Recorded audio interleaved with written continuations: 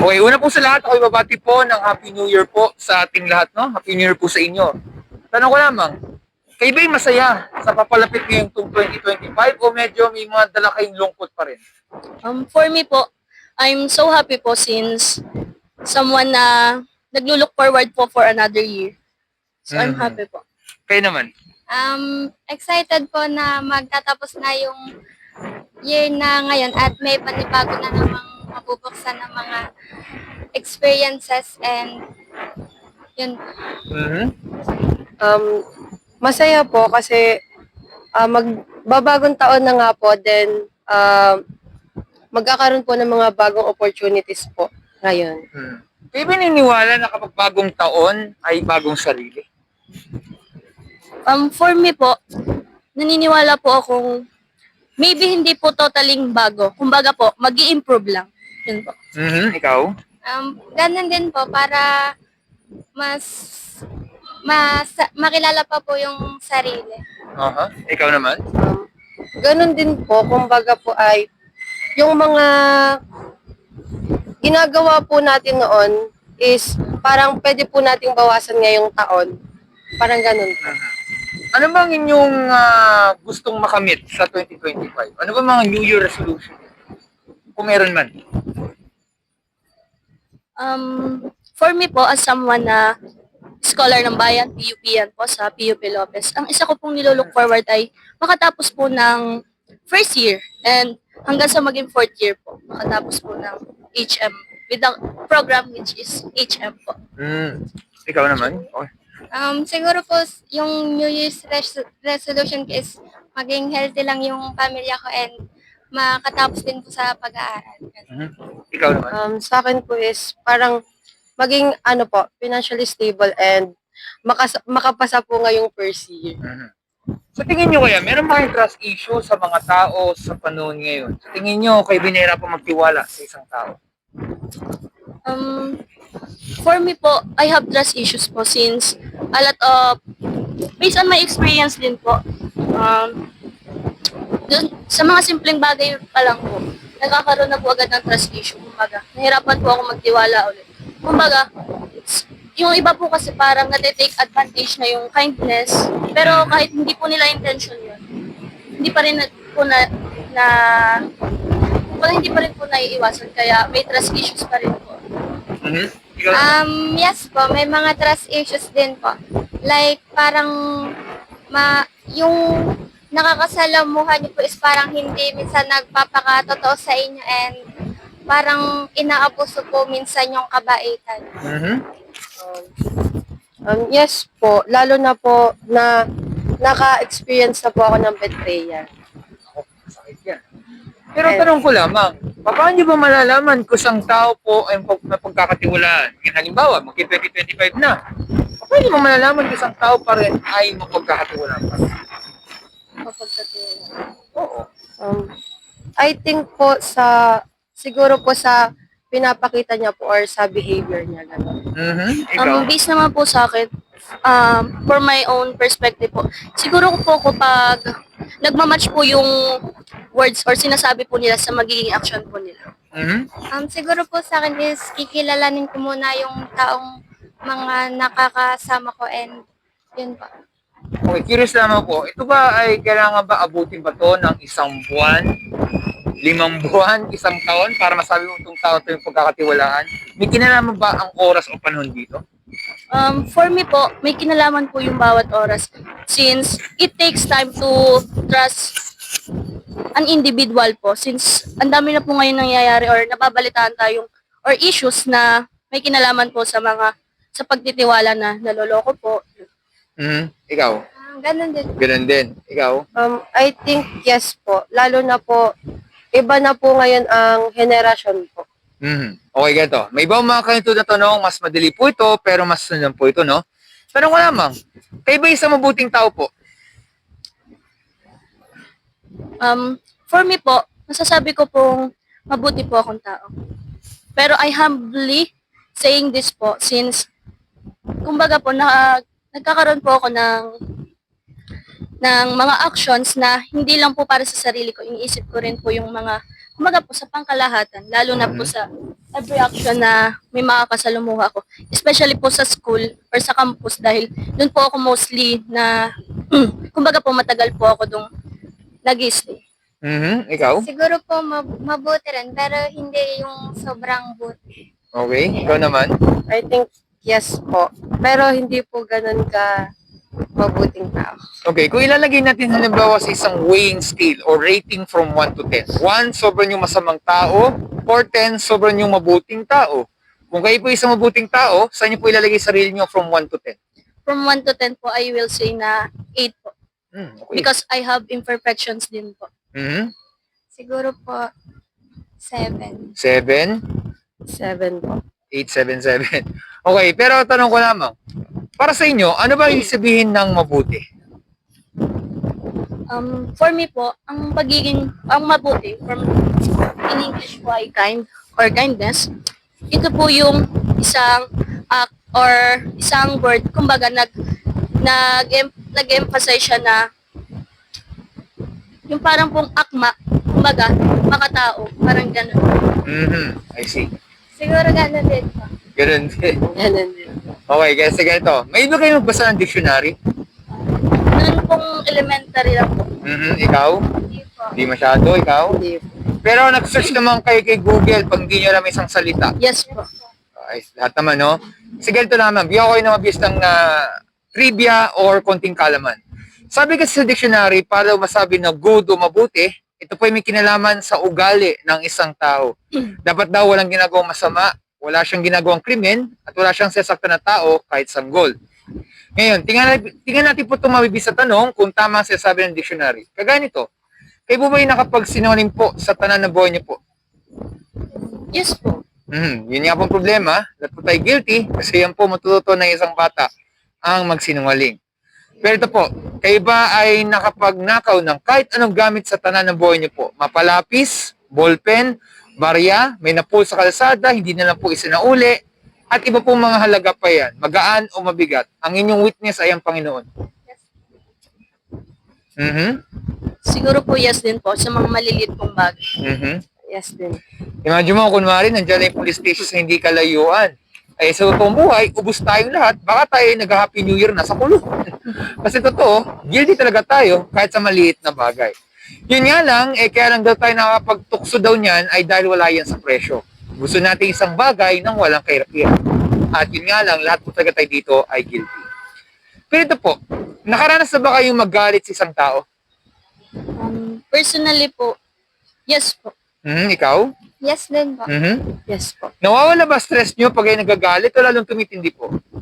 For me po, mas lalo pong tumitindi yung galit. Pero may time din po na mas na-express ko po yung galit ko, mas gumagaan po yung karamdam. Ganun din? Ganun din. Siyempre, imagine mo, kunwari, siyasaktan ka ng isang tao, alam namang ikaw ay nakangiti ka pa o nakabungis-ngis pa. Kalokohan naman, sabihin hindi ka nasasaktan, pero sa loob ng puso mo, parang gusto mo na manampal ng isang tao. Pero dito, sinasabi daw, hindi po kailangang manakta o masakta ng isang tao o manampal o patayin isang tao. Kailangan mo nang palang magalit. Hindi mo kailangan magmura para sabing nagagalit ka. Yun nga lang, lahat po tayo guilty kasi kahit hindi ka pumatay ng tao, magsabi ka lang pala ng masakitang salita, wala na tayong kaparehas o kalintulad lang din sa mga kriminal na pumapatay talaga ng tao. Kaya ang totoo, lahat taga tayo dito ay guilty. Pero ito po, nagagamit niyo ba minsan ang pangalan ng Panginoon sa walang kabuluhan? Minsan naglalakad kayo, kaya kayong nadulas na pa-OM insert God's name randomly. To be honest po, yes. Yun nga po, halimbawa, nadudulas po. Ay, oh my God, parang napapagano. Ay, yun na nga. Gano'n din po. Ganun din. Ganun din po. Tanong ko naman, mahal niyo ba mga nanay niyo? Yes po. Siyempre. Pero tanong ko naman, same scenario, kunwari, nadulas ulit kayo, kunwari lamang, instead na pangalan ng Panginoon, ang nabanggit nyo ay pangalan ng nanay mo randomly kahit wala siyang kinilaman. Okay lang ba yun? Siguro po, if hindi naman po masama yung intention, okay lang po. Pero, siguro po hindi din anong expression. Ikaw. Ganun din. Siyempre, for sure, yung iba hindi nila gagawin yan kasi pambabastos yun. Oh. Disrespect yun. At yung iba sasabihin nila, ang weird naman talaga, kunyari, nahulog yung cellphone mo, napa-OM, isisisi mo sa nanay mo na wala naman siya dito sa lugar na to. Kung meron tayong respeto sa mahal natin sa buhay, sana meron tayong respeto sa Panginoon. Siya kasi naglikha ng mundo sa mabuti, yun nga lang, nasasanay po ang lahat ng tao na naging expression na lamang po ang pangalan ng Panginoon. Nahulog ng cellphone mo, isinisiw na kagad sa Panginoon. Nag-away lang kayo na isang mong kasamahan, isinisiw mo kagad sa Panginoon. Ang tawag kasi doon ay blasphemy o pambabastos. Yun nga lang, ang problema, lahat po taga tayo dito ay guilty. Linawin ko po, hindi ko hinusgahan, hindi ko kayo sinisiraan, dahil yan po mga tanong na yan ay tanong rin po ng bawat isa sa atin. Sa tingin nyo kaya, kung tayo po mamamatay, hindi po ito pananakot, at haharap po tayo sa tinatawag na judgment day sa Panginoon, sa tingin nyo kaya, kayo ba ay guilty o innocent po kayong tao? I think po at some point, guilty po. Guilty? Yes din po. At Guilty? Guilty rin po. Saan kaya kayo pupunta kung sakali? Sa langit ba kayo pupunta o sa impyerno? Tanong lamang po. For me po, sa langit po. Bakit? Since, ngayon po ay parang nagkakaroon pa rin po ako ng improvement para po mas mapatibay po yung spiritual pong connection with God po. Ikaw? Siguro sa langit din po kasi lahat naman po ng mga kasalanan is natatanggap ni Lord and napapatawad. Ganun. Ikaw? Ganun din po. Sa langit. Okay, ganito. Kunwari, bigyan natin ito ng mabilis na halimbawa. Kunwari, may isang kriminal, sabihin natin siya ay nagnakaw siya ng pera sa bangko, nahuli siya ng pulis, at ito po sabihin sa judge. Judge, opo, guilty ako sa nagawang kasalanan. Pero, Judge, I'm improving naman po myself. Baka naman siguro hindi sa kulong pupunta, kasi nagkakamali naman po. Baka naman pwede nyo patawarin o palampasin na lang po natin. Parang nakakatwiran pa ang kriminal. Pero sasabihin ng judge, hindi po pwede yun. Kasi, kailangan mo mag-improve, pero kailangan mo pa rin niyang pagbayaran, kailangan pa rin siyang itapon sa kulungan. Tama po ba? For me po, yes. Since doon po sa napag-aralan ko po sa isang pong core subject, which is yung ethics, meron po dong concept na about sa laws versus ethics. Kumbaga po, pag sa laws, kapag batas, kahit po mababaw lang, at least mapatunayan po kayong guilty, kasalanan pa rin po yun. Pero doon po sa ethics, doon naman po papasok yung kasalanan po, kahit po mababaw, kumbaga, magkakaroon po doon ng malasapit. Yun po, kaya po, para po sa akin ay kasalanan pa rin. Okay, ikaw naman? Yes po. Diba? I agree. Ganun din. Pero kasi ito po ang problema po nito. Yung sinabi ko po ay parang kalintulad din sa sinasabi rin ng Bible na kung saan ang mga tao nagsinungaling, nagnakaw, nagtanim ng galit, at iba po mga nagawang kasalanan, magaan o mabigat, ay walang makarating sa langit. Hindi makikita ang karamihan ng Diyos kung hindi itatapon po sa nagabagang apoy o impyerno. Sa tingin nyo kaya, kayo ba'y nag-aalala na maaaring kayo pong tatlo ay sa hell pupunta, pero hindi lang kayong tatlo, lahat po ng tao ay sa hell pupunta kasi may nagawang kasalanan sa harap ng Panginoon. Kayo ba'y nag-aalala sa sinasabi ng Biblia? Personally po, maybe yes po. Maybe yes, ikaw? Ganun din po. Ganun din. Ganito lamang yan. Sa tingin nyo ba ang Panginoon ba nagsisinungaling? Basic question, maraming napapaisip dyan. Ang Panginoon ba nagsisinungaling ba? For me po is hindi. Hindi rin po. Hindi rin. Kasi parang yung sinabi mo kanina sa parang pinag-aralan mo about law and ethics kung tawagin natin, ang judge po kasi hindi siya pwede basta magsisinungaling. Kailangan meron siyang isang salita. Yes. So kung ano yung ginawa niyang kasalanan ng krimen, meron talagang parusa at kailangan talagang i-apply ito para maging patas sa lahat ng mga tao. Ang Panginoon po ay hindi po yung magsisinungaling. Kasi kung siya nagsinungaling, dapat wala na po tayong court. Dapat wala na tayong law at ethics na yan. Wala talaga dapat yan. Pero dahil nga, ang Panginoon ay hindi siya nagkakamali, hindi siya nagtutukso ng tao, kundi tayo lang po ang gumagawa ng kasalanan. Kaya ang problema, lahat taga tayo po ay guilty. Ano mang mangyari, dapat tayo mag-alala kasi po buhay ang pinag-usapan natin. Oo, maaaring nag-enjoy po tayo dito sa napakasarap ng simoy ng hangin at bigla lang po itong interview, pero wala siguro masama kung magbigay po ng mabuting intensyon. Kasi para sa inyo po yan. Mas maganda nga kung buhay pa rin kayo hanggang sa mga susunod pa mga taon kasi ibig sabihin, mayroon pa talagang pag-asa. Tanong ko lamang, kayo ba ay natatakot sa kamatayan? Yes po. Mhm. Sa akin po is yes din. Mhm. Yes din. Kung kayo po ay mabibigyan ng pagkakataong mabuhay ng mahaba, ilan pa kayang taon?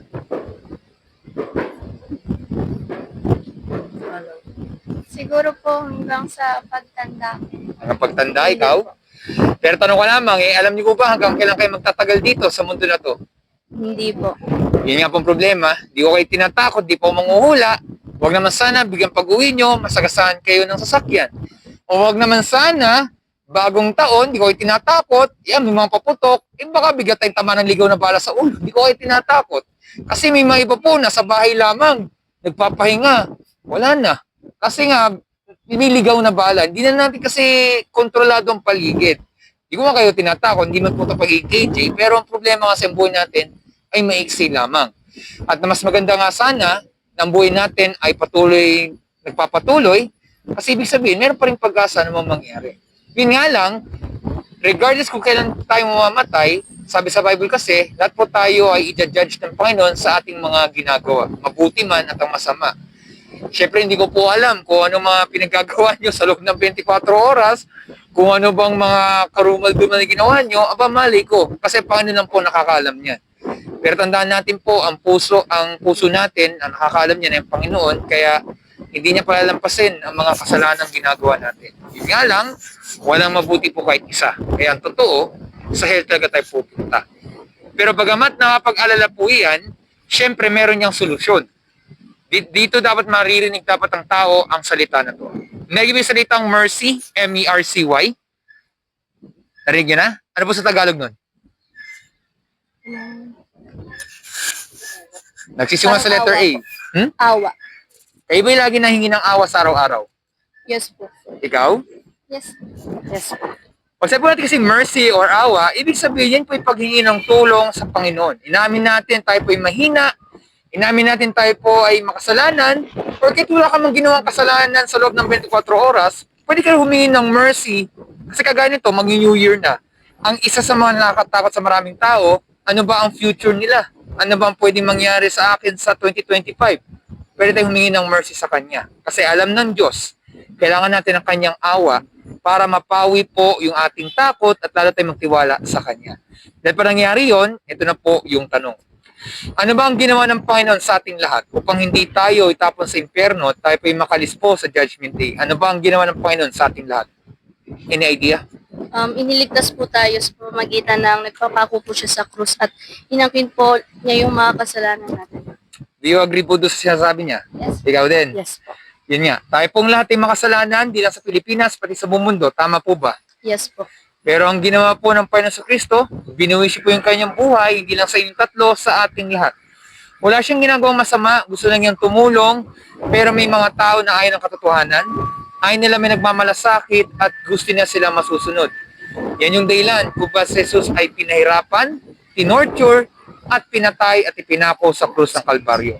Pero hindi lang siya tao, siya rin ni Diyos. Kasi alam niya na pagbabahagi ng katotohanan, ikapalit kanyang buhay.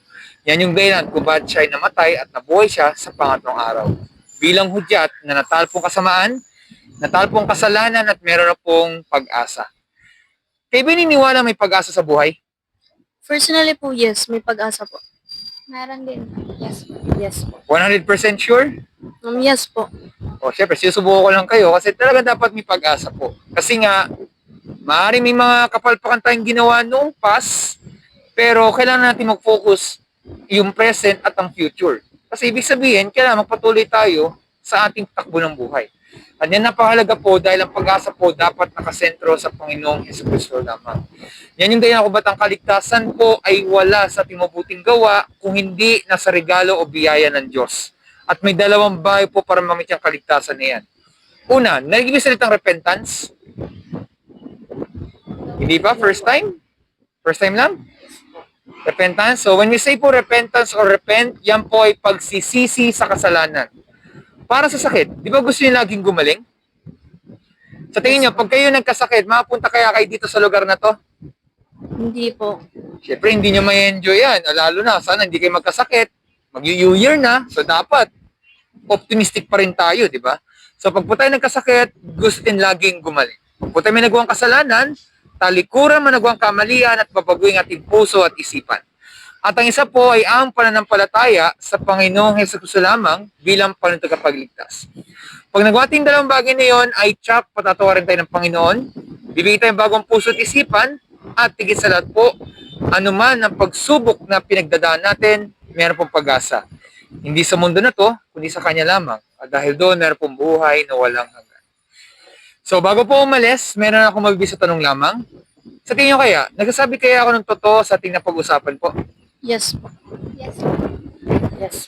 Pag-iisipan niyo po ba ang ating napag-usapan po? Of course po. Yes. Yes. Kayo ba nagbabasa ng Bible araw-araw? Tanong lang. Hindi po. Hindi. Hindi rin. Hindi rin. Hindi din. Pero meron kayong Bible sa inyong bahay? Yes po. Since meron po yung lola ko dating katikista po sa bahay. Meron din. Meron din. Ganito lamang yun. Di ba pag kayo nagugutom, anong gagawin niyo? Kakain po. Di ba kakain, di ba? Kakain araw-araw. Kasi kung hindi ka kakain, magkakasakit ka talaga, yari tayo lahat dyan. So pag po tayo nagugutom, kakain tayo araw-araw. Sana gayon din po kung sa Bible. Sana mabasa natin kanyang salita araw-araw, may sa buhay natin, may sentro natin buhay lagi, sa puso, isipan at kaluluwa. Kasi yan yung dahilan kung ba tayo dito sa mundo. Para makilala natin Panginoon, siya malugod natin habang buhay. Dahil ang bad news, lahat po tayo guilty, lahat po tayo makasalanan, lahat taga tayo ay sa hell mapupunta. Kasi yan yung justice ng Panginoon. Kaya meron tayong law and ethics. Pero, ang mabuting balita ay maraming po maliligtas. Hindi nga lang po lahat. Marami man po maliligtas. Sila maliligtas dahil hindi sila mabuti, dahil hindi sa pagiging mabuting tao, kung hindi mabuti po ang Diyos dahil sa kanyang mercy or ang awa. Kaya kapag isang tao po ay nagsisi sa kasalanan at nanampalataya sa Panginoong Hesus lamang, ay tsak, maliligtas po yung tao dahil yun sa biyaya ng Panginoon. At dahil doon, meron pong buhay na walang hanggan. Maraming salamat po dito sa oras na to. Meron ba yung katanungan po? Yan po. Wala na? Wala na? So wala nang katanungan. Ako ibabati na po ng belated Merry Christmas po sa inyo. Merry Christmas. And Happy New Year po sa inyo. Mag-ingat po kayo at God bless po sa inyo. Thank you po. Thank you po.